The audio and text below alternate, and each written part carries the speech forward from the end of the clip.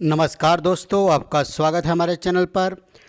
उम्मीद है कि आप अच्छे होंगे और प्रैक्टिस कर रहे होंगे। तो आइए आज हम लोग प्रैक्टिस सेट नंबर 21 करने जा रहे हैं। और पहला ही क्वेश्चन देखते हैं कि एक बेईमान दुकानदार अपना सामान क्रय मूल्य पर बेचता है और 1 केजी के स्थान पर 800 ग्राम बाट का प्रयोग करता है, तो उसका लाभ प्रतिशत क्या होगा।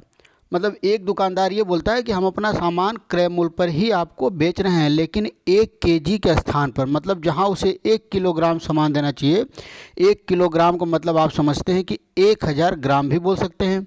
मतलब 1000 ग्राम जहां उसे सामान देना चाहिए वहां आपको 80 ग्राम ही सामान दिया है, तो दुकानदार का लाभ प्रतिशत क्या होगा। तो देखिए, इस क्वेश्चन को करने का जो बेसिक तरीका है, मान लीजिए कि अगर 1 ग्राम की कीमत 1 रुपया है, तो 1000 ग्राम की कीमत कितना होगा, 1000 रुपया। और 800 ग्राम की कीमत कितना होगा, 800 रुपया। 800 रुपया और 1000 का कीमत कितना होगा, 1000 रुपया। तो आप देखिए, 1 केजी की जगह 800, मतलब आपको जो है कि 1 केजी सामान दिया, मतलब 1000 का सामान दिया, लेकिन वास्तव में आपसे 1000 का कीमत ले लिया, लेकिन आपको 800 ग्राम मतलब 800 रुपये का ही सामान दिया। इसका मतलब दुकानदार 800 रुपये की चीज़ को आपको 1000 रुपये में बेच दिया, तो उसे 800 पर कितना का फ़ायदा होगा, 200 रुपये का।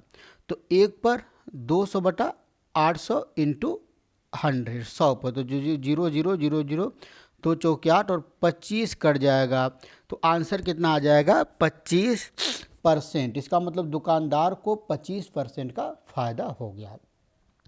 ये तो बेसिक क्वेश्चन है। अगर आप इसी को जो है कि फार्मूले में यूज करना चाहें तो एक फार्मूला आप ये भी लिख सकते हैं कि बाट में कमी बटा प्रयोग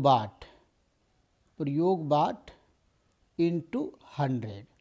तो इसका यूज़ कैसे करेंगे, देखिए 1000 की जगह 800 ग्राम यूज़ किया, तो इसका मतलब कमी कितना किया, 200। और प्रयोग मतलब आपको दिया कितना, 800, काट देंगे 1/4 आएगा और 100 से गुणा कर देंगे, तो आंसर आ जाएगा 25%। इसका मतलब दुकानदार को कितना फ़ायदा हो गया, 25% का लाभ हुआ। तो ऑप्शन सी करेक्ट होगा। आइए अगला क्वेश्चन देखते हैं, क्वेश्चन नंबर 2। क्वेश्चन नंबर 2 दोस्तों दिया है कि सुरेश एक मोबाइल एक निश्चित मूल्य पर बेचकर 40% का लाभ कमाता है। यदि वह 3 गुने कीमत पर बेचे तो उसका लाभ प्रतिशत क्या होगा। तो बहुत आसान है। मान लीजिए उसका सीपी कितना था, 100 रुपया। अब अगर 40% का लाभ वह कमा रहा है, तो इसका मतलब 140 रुपये में पहले बेच रहा था। अब बोला है कि 3 गुना, तो इसका 3 गुना कितना होगा, 14×42 मतलब 420। अब 100 रुपये की चीज़ 420 में बेच रहा है, तो कितना फ़ायदा हो रहा है, 320। अब क्रय मूल्य 100 रुपया है, तो 100 पर जो भी वैल्यू आएगा उसको हम लोग क्या बोलेंगे, परसेंटेज बोलेंगे। तो उसका लाभ प्रतिशत कितना है, 320%। मतलब ऑप्शन ए बिल्कुल करेक्ट होगा।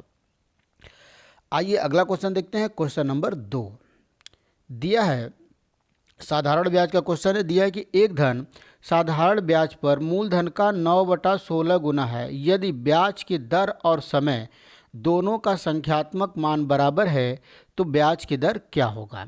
ब्याज की दर और मतलब कि आर बराबर टी बराबर एक्स। इसका मतलब हुआ क्या कि जैसे अगर ब्याज की दर आ गया 10%, तो समय आपको कितना लेना पड़ेगा, 10 साल। संख्यात्मक मान बराबर का मतलब यही हो गया कि अगर ब्याज की दर 10% है तो समय हमारा कितना है, 10 साल। तो साधारण ब्याज एसआई बराबर सभी लोग जानते हैं भाई, मूलधन गुणे दर गुणे समय बटा क्या होता है, 100 होता है।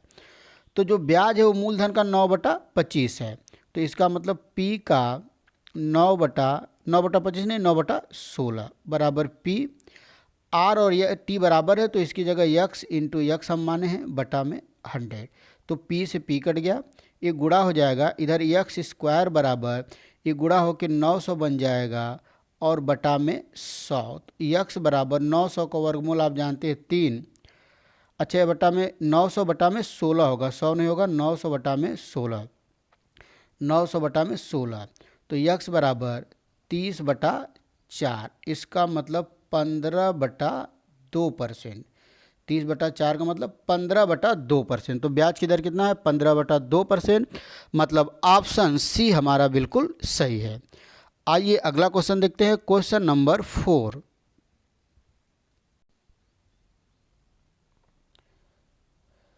आइए दोस्तों क्वेश्चन नंबर 4 देखिए, डिविजिबिलिटी रूल का है। दिया है कि एक नंबर दिया है कि यदि यह नंबर 11 से पूर्णतः विभाजित है तो एफ का न्यूनतम मान।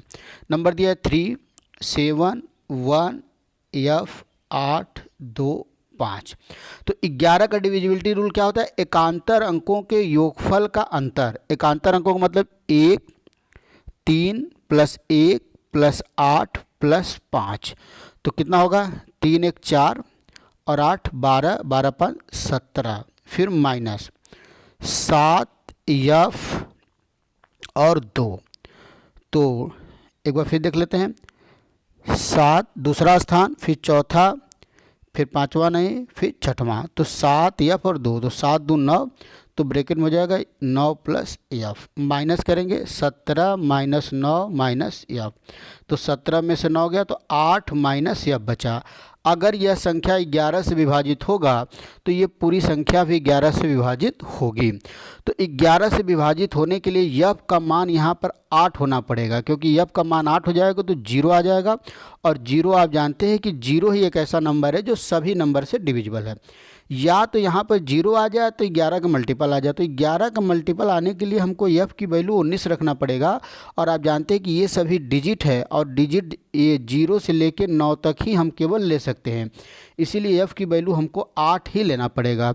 तो एफ का न्यूनतम मान क्या हो जाएगा? 8। मतलब ऑप्शन बी हमारा बिल्कुल करेक्ट आंसर होगा।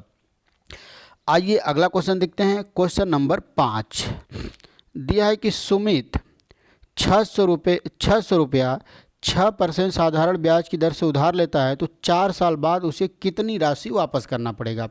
इसका मतलब मिश्र धन पूछा है, और मिश्र धन बराबर होता है मूलधन प्लस ब्याज। बहुत ही आसान क्वेश्चन है। ये क्वेश्चन इसीलिए लिए ताकि आपका एक मतलब बिल्कुल आसान क्वेश्चन भी बीच बीच में रिवीजन होता रहे। तो आप ब्याज का फार्मूला सभी लोग जान रहे हैं कि मूलधन गुणे दर गुणे समय बटा 100। यहाँ से ब्याज निकाल लिया जाए 600, ब्याज की दर 6, समय 4 बटा में 100। तो 0 से 0 कट गया, तो 6 6 के 36 और 4 का गुणा करेंगे तो 144 आ जाएगा। इसका मतलब साधारण ब्याज कितना आ गया? 144, और मूलधन हमारा कितना है? 600। तो वापस जो करेगा दोनों जोड़ देंगे, 4 4 7। इसका मतलब कि 744 रुपया उसे वापस करना पड़ेगा। तो ऑप्शन सी सही हो जाएगा।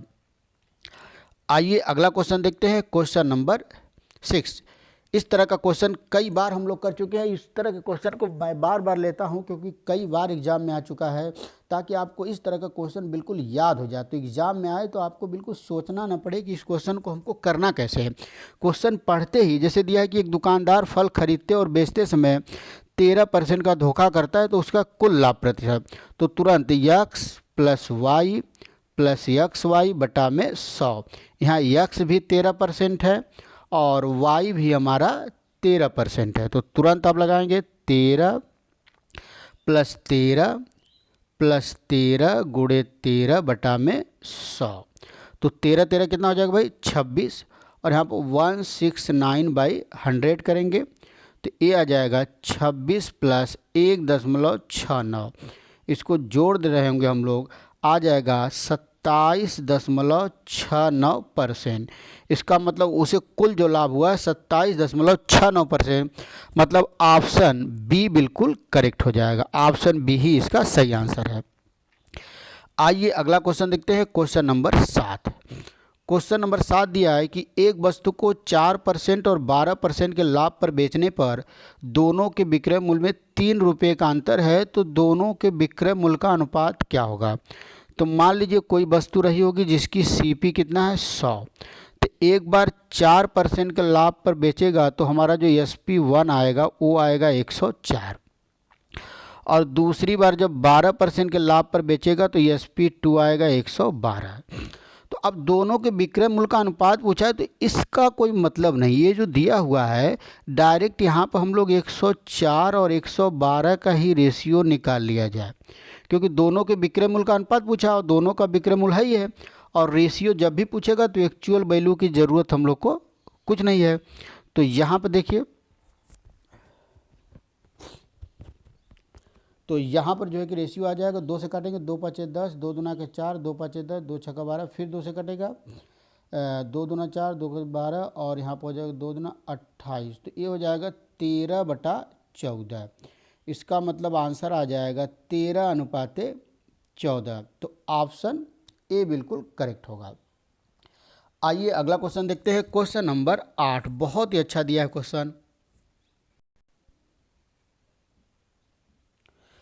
आइए दोस्तों क्वेश्चन नंबर 8 देखते हैं। देखिए दिया है कि x plus under root x बराबर 20, तो x का मान क्या होगा।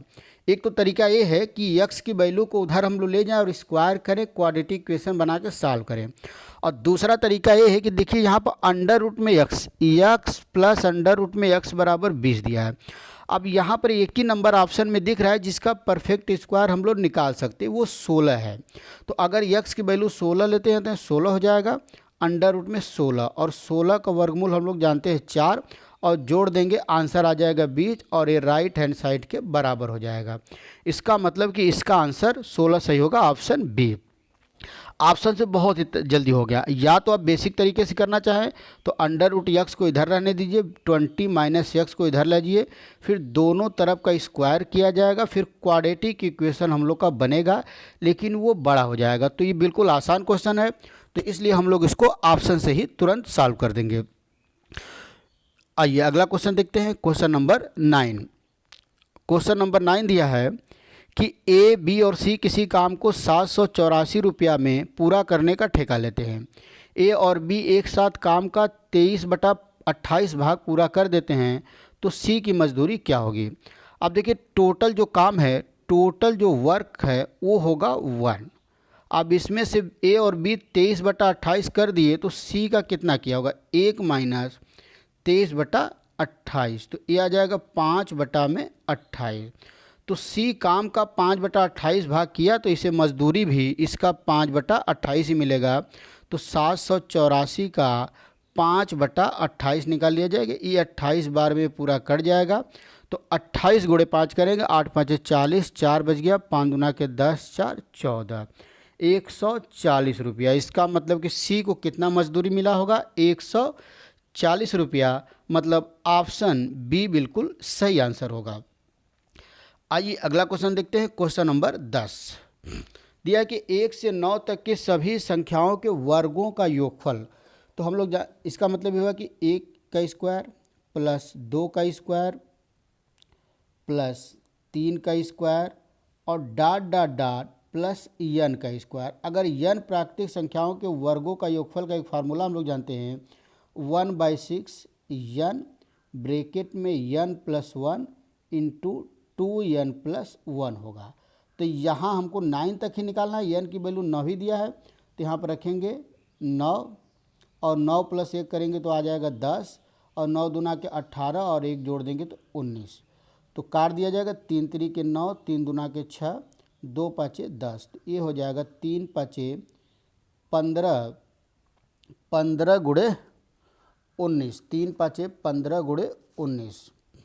तो 15 और 19 का गुणा करेंगे तो आंसर आ जाएगा 285। कितना आंसर आ जाएगा, 285। तो ऑप्शन बी हमारा बिल्कुल करेक्ट आंसर होगा। तो इसका आंसर हो जाएगा ऑप्शन बी। आइए एक और क्वेश्चन दोस्तों देख लेते हैं। ये क्वेश्चन हमको अच्छा लगा, इसलिए अक्सर हम लोग 10 ही क्वेश्चन का प्रैक्टिस करते हैं, लेकिन एक क्वेश्चन हमको अच्छा लगा तो इसको भी हम इसमें शामिल कर लिए हैं। तो आइए इसको भी देख लिया जाए। दिया है कि 100 मीटर रस्सी से घिरा अधिकतम आयताकार मैदान का क्षेत्रफल क्या होगा। 100 मीटर रस्सी, मतलब एक रस्सी है जिसकी लंबाई 100 मीटर है, इससे अधिकतम आयताकार। तो हम लोग एक बात ज्योमेट्री में, आप इसका थोड़ा सा ज्योमेट्री का अगर यूज करते हैं तो एक चीज़ आप देखे होंगे कि अगर पेरीमीटर मतलब परिमाप, एक वर्ग और आयत, वर्ग और आयत दो बनाया जाए, एक वर्ग और एक आयत, और दोनों का अगर परिमाप बराबर है, जैसे मान लीजिए एग्जाम्पल मैं ले रहा हूँ, एक आयत हम यहाँ बना लिए, इसकी भुजा 6 है, इसकी 4 है, ये भी 6 होगा, ये भी 4 है। अगर एक वर्ग बनाते हैं जिसकी प्रत्येक भुजा 5 5 5 और 5, आप देख रहे हैं कि वर्ग और आयत का परिमाप बराबर है, इसका भी परिमाप है 20 और इसका भी परिमाप है 20, लेकिन इसका जो एरिया है लंबाई गुणे चौड़ाई तो 24 आ जाएगा, और जो वर्ग का एरिया है तो वो आ जाएगा 25। तो अगर परिमाप वर्ग और आयत का परिमाप बराबर है तो वर्ग का क्षेत्रफल आयत के क्षेत्रफल से हमेशा ज़्यादा होगा। अगर हम लोग को वर्ग और आयत का परिमाप दे दिया है कि एक वर्ग है और एक आयत है, दोनों का अगर परिमाप बराबर है, मतलब ऐसा नंबर लिया जाए, ऐसी लंबाई लिया जाए कि दोनों का परिमाप बराबर आए, तो दोनों के क्षेत्रफल में किसका क्षेत्रफल ज़्यादा होगा? तो वर्ग का क्षेत्रफल ज़्यादा होगा। तो 100 मीटर रस्सी से अगर हम लोग को बनाना है तो हम लोग ये मान लें कि एक वर्ग बना दिए। तो 100 मीटर लंबाई है तो एक वर्ग बनाएंगे तो वर्ग की भुजा कितनी आ जाएगी? 25, 25 और 25। अब इसका एरिया निकाल लेंगे 25 का स्क्वायर, तो आंसर आ जाएगा 625। परिमाप बराबर है तो आयत बनाए या वर्ग बनाए, लेकिन हमको मैक्सिमम क्षेत्रफल लेना है तो वर्ग का क्षेत्रफल ही बड़ा होता है, तो इसका आंसर आ जाएगा 625। अच्छा क्वेश्चन था, ज्योमेट्री का भी यूज है, इसीलिए इस क्वेश्चन को मैंने लिया था। तो ये हम लोग का रहा प्रैक्टिस 8 का आज का प्रैक्टिस सेट। उम्मीद है कि आपको पसंद आया होगा। दोस्तों, आपके एग्जाम सब आने वाले, एसआई का, पुलिस की वैकेंसी आने वाली है, टेट के बच्चे जो तैयारी करें उनका भी एग्ज़ाम आने वाला है। तो आपके लिए ये जो मैं प्रैक्टिस सेट करा रहा हूँ, ये समझ लीजिए कि आपके एग्ज़ाम में रामबाण सिद्ध होने वाला है। अगर जो इसको लगातार डेली 10 क्वेश्चन का प्रैक्टिस करता रहा, मैं इस बात की गारंटी लेता हूँ कि उसकी मैथ की तैयारी बिल्कुल कंप्लीट हो जाएगी। तो अगला सेट हम लोग करेंगे, तब तक के लिए धन्यवाद।